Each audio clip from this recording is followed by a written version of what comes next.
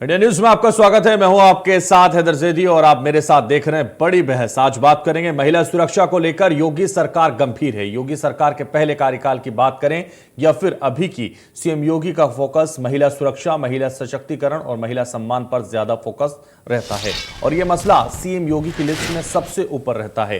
CM Yogi Adityanath ने महिला सुरक्षा पर डिप्टी सीएम ब्रजेश पाठक और पुलिस अधिकारियों के साथ बैठक की। मुख्यमंत्री योगी आदित्यनाथ के निर्देश पर 10 अप्रैल से प्रदेश भर में मिशन शक्ति तहत कई कार्यक्रमों की शुरुआत होगी। महिला सुरक्षा सरकार की प्राथमिकता में शामिल है, इसलिए मुख्यमंत्री योगी आदित्यनाथ ने इसे लेकर पुलिस को पूरी मुस्तैदी से अपने कदम बढ़ाने के लिए निर्देश दे दिए हैं। इसके साथ ही महिला सुरक्षा को लेकर प्रदेश में एक विशेष दल गठित किया जाएगा जो स्कूल, कॉलेजेस समेत सभी भीड़भाड़ वाली जगहों पर नजर रखेगा। सभी कप्तान और सीओ और थानाध्यक्ष हर दिन 1 घंटा फुट पेट्रोलिंग करेंगे। नवरात्र के पहले दिन यानी कि आज से एंटी रोमिया स्क्वाड टीम को एक्टिव करने के निर्देश सीएम योगी की तरफ से दिए गए हैं। यानी कि साफ तौर पर कहे कि योगी सरकार इस बार महिला सुरक्षा में कोई कोर कसर नहीं छोड़ना चाहती है। तो यूपी मिशन शक्ति क्या है आज हम आपको बताएंगे और कई सवाल आज हम करेंगे बड़ी बहस में, इसी पर हम चर्चा करेंगे। आपको बता दें इसकी शुरुआत, मिशन शक्ति अभियान की शुरुआत उत्तर प्रदेश में साल 2020 में नवरात्र के दौरान ही की गई थी। योगी सरकार के मिशन शक्ति अभियान का उद्देश्य उत्तर प्रदेश में महिला सुरक्षा, सम्मान और सशक्तिकरण के लिए सक्रिय होना था। तो आपको बता दें यूपी मिशन शक्ति के तरह राज्य में महिलाओं और बालिकाओं के सम्मान के लिए इस योजना की शुरुआत की गई थी।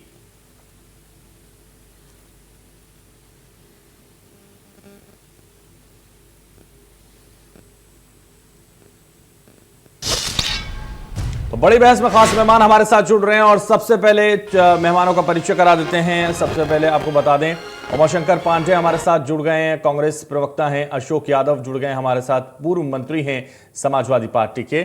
और शबनम पांडे हमारे साथ जुड़ गई हैं, भारतीय जनता पार्टी से हैं। शुरुआत करेंगे चर्चा की और चर्चा की शुरुआत इसी से करेंगे क्योंकि अब मुद्दा बहुत अहम है। योगी का महिला सुरक्षा पर जो फोकस है उसी पर हम बात करेंगे क्योंकि प्रदेश की उन सभी महिलाओं की सुरक्षा की जिम्मेदारी की बात मिशन शक्ति से करते हैं और मिशन शक्ति जिसकी शुरुआत नवरात्र में ही हुई 2020 में, ये वही मिशन है जो महिलाओं के सशक्तिकरण की बात करते हैं। ये वही मिशन है जो महिलाओं के सम्मान की बात की जाती है। सबसे पहली प्रतिक्रिया शबनम पांडे आप ही की लूंगा क्योंकि योगी का जो महिला सुरक्षा पर फोकस है इस पर आपकी प्रतिक्रिया सबसे पहले।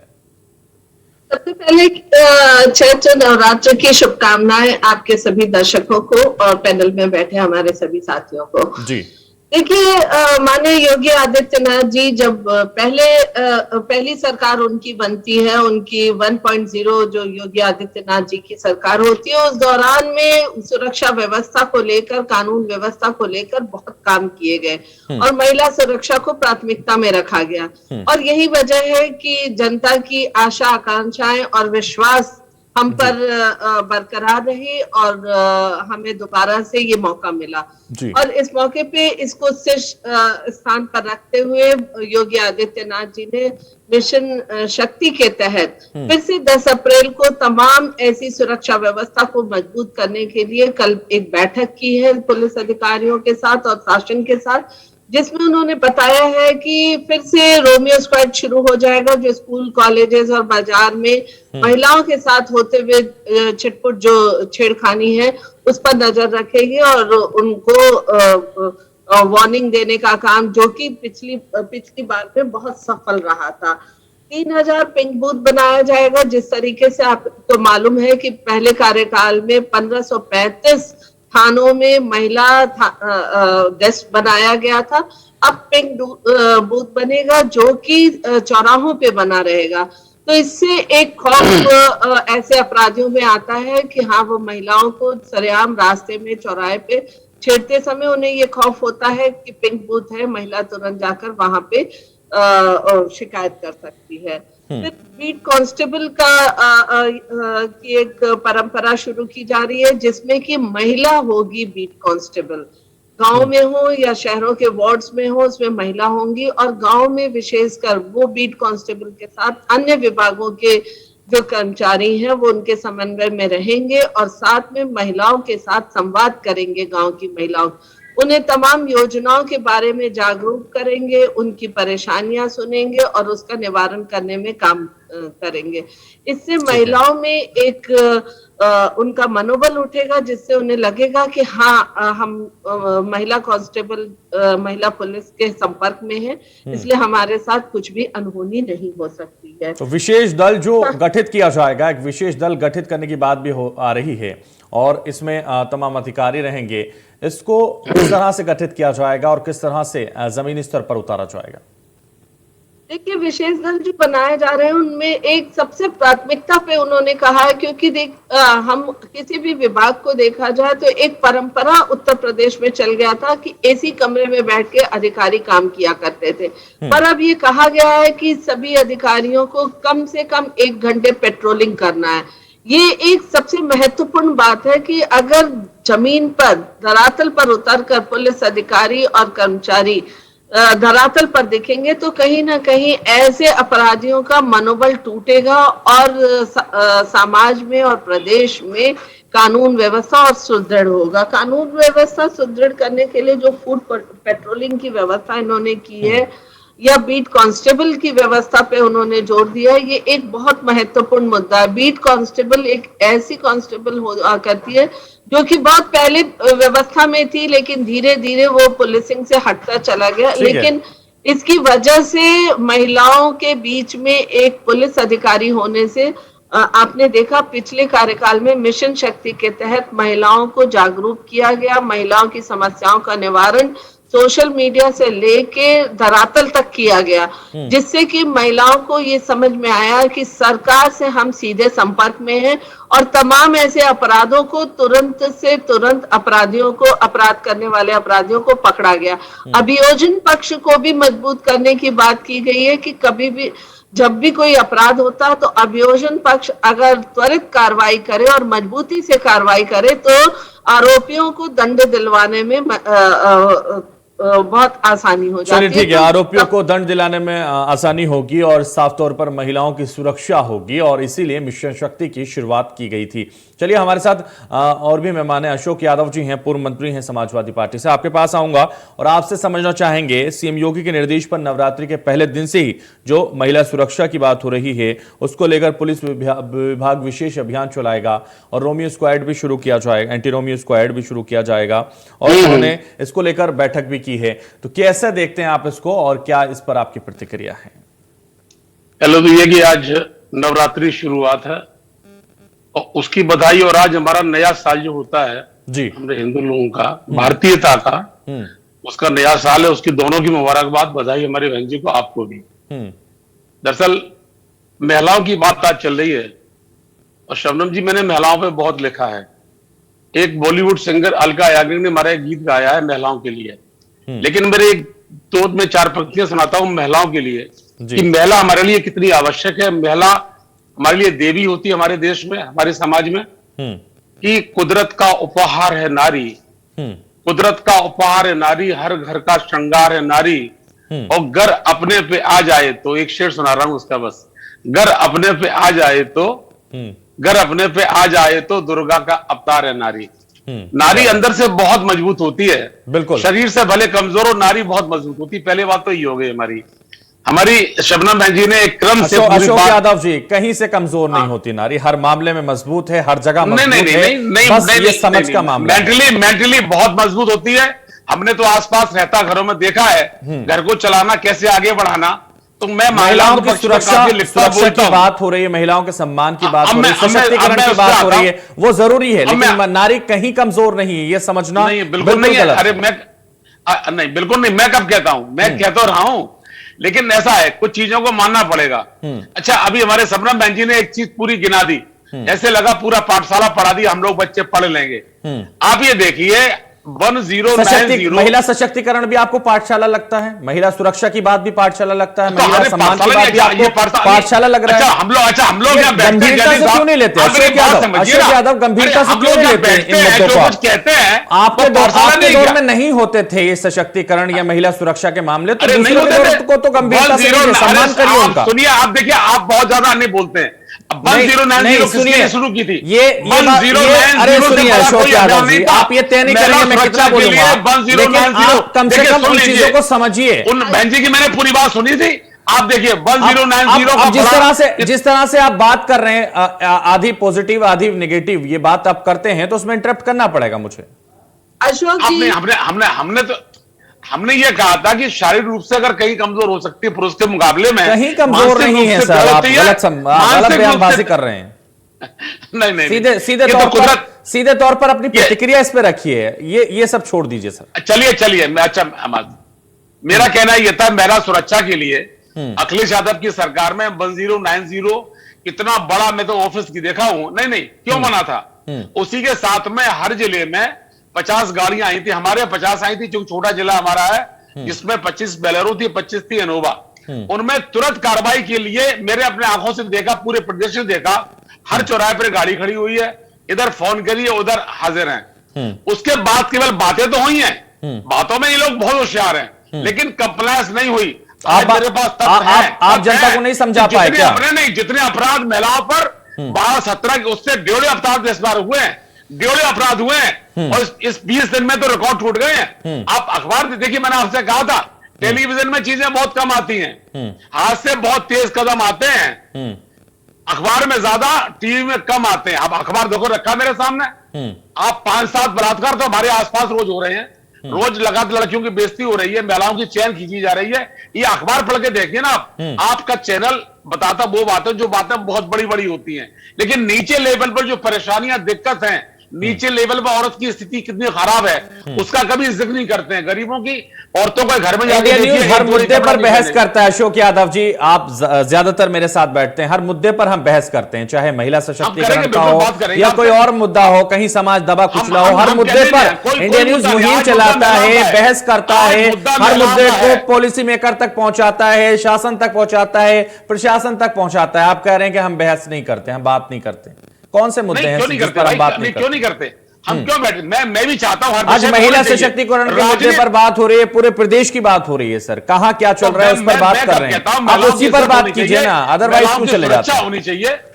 मैंने अपनी पूरी जिंदगी में बहुत नफरत की उन लोगों से जो महिलाओं की छेड़खानी करते हैं, हमारा इलाका पूरा जानता है, हमेशा मैंने विरोध किया है। यहां तक कि हमारे दल का अगर आदमी भी ऐसा करता है तो मैंने इसका विरोध किया, हमारा टाबा इस बात का गवाह है। मैं खुद पर्सनली महिलाओं की इज्जत करता हूं, इज्जत बढ़ाना सभी को करनी, लेकिन हमारा एक काम है कि सभी के दिमाग में यह बात डालनी चाहिए कि महिलाओं का सम्मान सर्वप्रथम है हमारे लिए।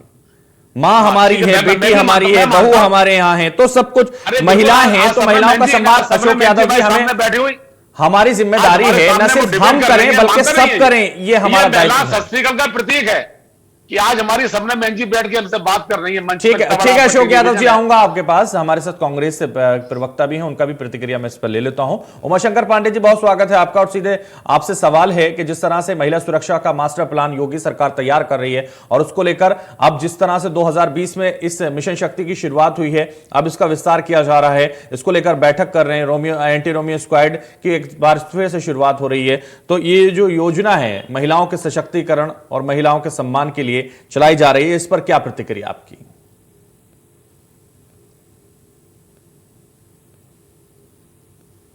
उमाशंकर पांडे जी, आपकी आवाज हम तक नहीं पहुंच पा रही है।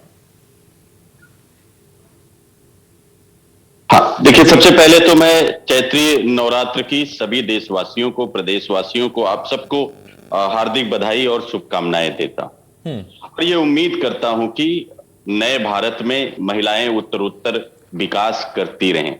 लेकिन ऐसा होता हुआ कई बार दिखता नहीं। आपने कहा कि जो है घोषणाएं कर दी, मास्टर प्लान बन गया।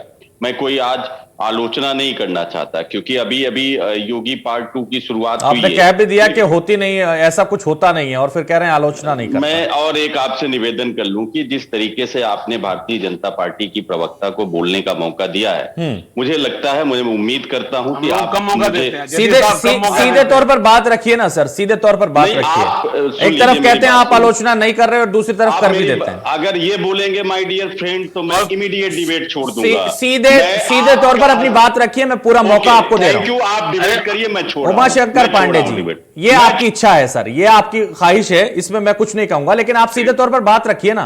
बात रखने के लिए आपको बोला, बात रखिए, आप अपनी बात रखिए सीधे तौर पर, आपको बात रखने का मौका दिया जा रहा है, आप बात रखिए। सुन लीजिए पांडे जी की, सुन लीजिए प्लीज, पांडे जी की बात तो अभी शुरू हुई थी भाई। अशोक अभी तो यादव पांडे जी, ने मात्र अशोक शुरुआत यादव की जी, थी। आपका यही है कि मीडिया को सीधे तौर पर टारगेट करें, आपका भी नहीं, और नहीं, नहीं, आपके आप दूसरे सहयोगी टारगेट का तो भी। आप आपकी करते खुद हैं, की कंडीशन नहीं, मार्केट में प्लीज, ठीक है प्लीज, नहीं, नहीं, आपका नहीं, आप जनता को टारगेट समझा तो नहीं आप हमें पाते। करते हैं ना। अशोक नहीं, यादव टारगेट नहीं करते हैं। ठीक है, ठीक है। टारगेट नहीं, शबनम पांडे जी, मैं आपके पास आना चाहूंगा, ठीक है, इच्छा है सर आपकी। शबनम पांडे जी, आपके पास आना चाहूंगा और आपसे हम एक बार ये समझना चाहेंगे, जिस तरह से महिला सशक्तिकरण की बात की जा रही है और इसको लेकर लगातार दावा किया जा रहा है कि पुलिस पेट्रोलिंग करेगी, पुलिस पूरी तरह से मुस्तैद है, पुलिस पर सारी जिम्मेदारी है, क्या वाकई वो सब नजर आएगा जो बात की जा रही है?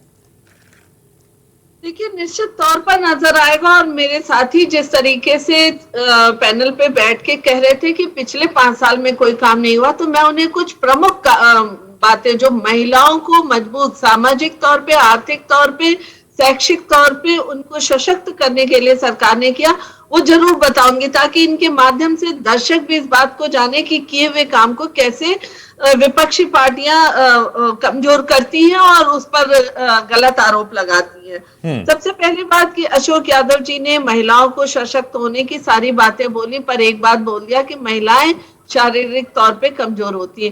नहीं, ये पुरुष के मुकाबले देखिए, मानसिकता प्लीज ऐसा महिलाओं को नहीं। खत्म करना होगा। ये मानसिकता पुरुषों को भी खत्म करना होगा कि महिलाएं कमजोर हैं। अगर महिलाएं कमजोर होती तो झांसी की रानी, अहिल्याबाई, रजिया सुल्तान, तमाम ऐसे उदाहरण हमारे इतिहास में पेश होते इंदिरा गांधी हैं जी जो हुई कि हैं, अपने ललिता मानसिक ललिता और हुई हैं। शारीरिक मजबूती का उदाहरण देती हैं एक सशक्त महिला का। अब ये 1090 को एकमात्र जब भी सपा के कोई भी प्रवक्ता बैठते हैं तो वो लगातार 1090 के सिवाय कुछ भी नहीं बता पाते। वो बहुत महान योजना थी भाई, बहुत महान योजना थी। 10 देखिए, मैं महिला आंदोलन से निकली हुई महिला हूँ और मैं लगातार महिलाओं को सशक्त करने के लिए काम करती रह रही हूँ। 1090 केवल टेलीफोनिक कंप्लेन लेता था, उसके अलावा धरातल पर होने वाली किसी भी दुर्घटना में कोई भी वहां पे रिस्पांस नहीं होता था। पर हमने 75 जिलों में वन स्टॉप सेंटर खोला, जिसमें कि एक ही स्थान पे आप कंप्लेन कर सकते हैं, एफआईआर कर सकते हैं, जो भी आपको हेल्थ से रिलेटेड कोई मदद लेनी है वो ले सकते हैं, लीगल मदद ले सकते हैं और आपको प्रशिक्षण भी मिलता है। और हर जिले में ऐसा वन स्टॉप सेंटर हमारी सरकार ने खोला। 1535 थाने में हमने महिला डेस्क बनाया। हमने साथ में मिशन शक्ति चलाया, जिसमें कि व्हाट्सएप से लेके धरातल पर हर तरीके से महिलाओं को सशक्त किया जाता है, जागरूक किया जाता है। हमने 10 लाख सेल्फ हेल्प ग्रुप शुरू कराया, जिसमें 10 करोड़ महिलाएं जुड़ी हैं। और हमने अभियोजन पक्ष को करके एक उदाहरण पेश किया कि बागपत में 6 दिन में आरोपी पे कार्रवाई हुई। ऐसे कई उदाहरण आप गूगल करेंगे तो उत्तर प्रदेश में देखने को मिलेगा। तो इस तरीके से हमने महिलाओं को चाहे लोन देना हो, स्टार्टअप शुरू करना हो, सेल्फ हेल्प ग्रुप शुरू करना हो, ओडीओपी के तहत काम करना हो, आर्थिक तौर पे भी सशक्त किया। राजनीतिक तौर पे सेल्फ हेल्प ग्रुप में काम करने वाली तमाम महिलाओं को हमने टिकट दिया पंचायत चुनाव में, वो जीतकर पंचायत चुनाव में अपने राजनीतिक वर्चस्व को भी दिखाती रही। तो हमने चौतरफा विकास किया, उनके आत्मसम्मान को, उनके आर्थिक स्थिति को, उनके शैक्षिक स्थिति को मजबूत किया है। और उसको अगर आप नकारते हैं तो कहीं ना कहीं धरातल में वो जो लाभान्वित हुई हैं महिलाएं, उनका मनोबल भी तोड़ते हैं और जनता के बीच आप एक नकारात्मक संदेश अपने लिए देते हैं। शबनम पांडे जी, फाइनल कमेंट अशोक यादव आपका लूंगा और उसके बाद चर्चा को समाप्त करेंगे। फाइनल कमेंट जल्दी अशोक यादव। देखिए, ऐसा लगा जैसे इन्होंने पिछड़ा वाला घोषणा पत्र पढ़ दिया है। जमीन पे कहीं नजर आता है? जमीन पे पूरे प्रदेश में, देखिए बोलिए मत प्लीज। देखिए, मैंने आपकी बात पूरी सुनी और जयदीप साहब भी आपकी पूरी बात सुनते हैं। अशोक यादव जी, बोलते हैं तो जयदीप साहब मेरी बात सुनिए। मैंने क्या बुरा कह दिया? मैंने कह दिया ये घोषणा पत्र मैंने सबके पढ़ता हूं, मैं क्योंकि जब राजनीति करता हूं तो इनके पढ़ूंगा, अपने पढ़ता हूं। ये उन्होंने घोषणा पत्र पढ़ दिया है। अशोक यादव जी, नाराज मत होइए, जल्दी बताइए, मुझे चर्चा को समाप्त करना है सर। अरे तो यहाँ कहीं जमीन पर नजर नहीं आता है। 5 साल में बहुत कुछ कर लिया होता। 5 साल के अंदर अगर रिकॉर्ड हटा के देखें तो 12-17 से ज्यादा बलात्कार, बदमाशी, महिलाओं का उत्पीड़न हमारे 17 के बाद से हुआ है। ये रिकॉर्डेड है। ये चीज रिकॉर्डेड अखबारों में है और मैं आपको अगली बार आपको तथ्य दिखा दूंगा। ठीक है, तथ्य लेकर बात कीजिए सर। तथ्य निकाल कर बात कीजिएगा। अरे बिल्कुल, मैं बात बोल लेता हूँ भाई। लेकिन हमारी बहन जी ने पूरा घोषणा पत्र पढ़ दिया। बहन जी जमीन पे ऐसा नहीं है, हम छोटी जगह रहते हैं, हमारा मैं छोटी जगह अगर होता अच्छी बात है, मैं कब कहता हूं अच्छा काम करिए, मैं आपकी तारीफ करूंगा, लेकिन ऐसा होता नहीं है, जमीन पे नहीं होता है, औरतें असुरक्षित है। अशोक यादव जी, कागजों से नहीं, कागजों से नहीं, तथ्य है, जमीन पे कुछ नहीं है, नाराज धैर्य रखिए। सेंटर गए, आप बताएं। अरे आप, मैं तो अपने इटावा भरतना कस्बे में रहता हूँ, आसपास गांव जाता हूँ, वहां पर क्या स्थिति औरतों की है, औरतों की स्थिति इतनी बदतर सरकार में हुई है, हमसे पूछिए ना, हम गांव रहते हैं, आप शहर में बैठे रहती है, आपको नहीं मालूम है। अशोक यादव, और अभी आपने कहा था वक्त की पाबंदी है, इसलिए मुझे चर्चा को तो समाप्त करना होगा। देखिए हम वक्त की पाबंदी, अगली बार तथ्य के साथ आइए, फिर मौका दिया जाएगा। बहुत शुक्रिया अशोक यादव जी हमारे साथ जुड़ने के लिए। शबनम पांडे जी आपका भी बहुत शुक्रिया। तो फिलहाल बड़ी बहस में बस इतना ही दीजिए मुझे इजाजत और आप देखते रहिए इंडिया न्यूज।